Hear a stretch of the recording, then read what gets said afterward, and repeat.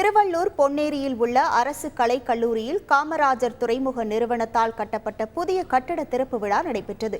இதில் மக்கள் பிரதிநிதிகள் புறக்கணிக்கப்பட்டதை கண்டித்து காங்கிரஸ் எம்எல்ஏ துரை சந்திரசேகர் தலைமையில் கருப்பு கொடி ஏந்தி போராட்டம் நடத்தப்பட்டது.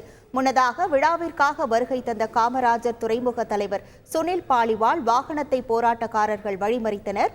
சுனில் பாலிவால் சமரச பேச்சுவார்த்தையில் ஈடுபடுவதற்காக வந்தார். அப்போது காங்கிரஸ் கட்சியினர் துறைமுக நிர்வாகத்தை கண்டித்து தொடர்ந்து கண்டன முழக்கங்களை எழுப்பியதால் அவரும் மேலாண்மை இயக்குநர் ஐரன் சிந்தியாவும் நிகழ்ச்சியை பாதியில் முடித்துக் கொண்டு காரில் ஏறி புறப்பட்டு சென்றனர்.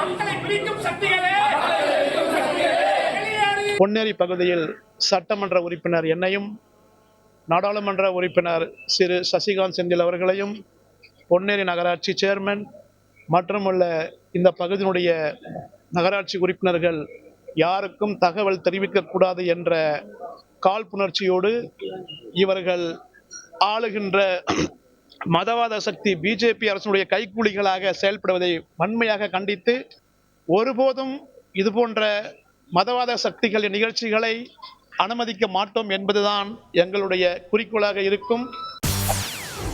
செய்திகளை உடனுக்குடன் தெரிந்து கொள்ள உடனே சப்ஸ்கிரைப் பண்ணுங்க.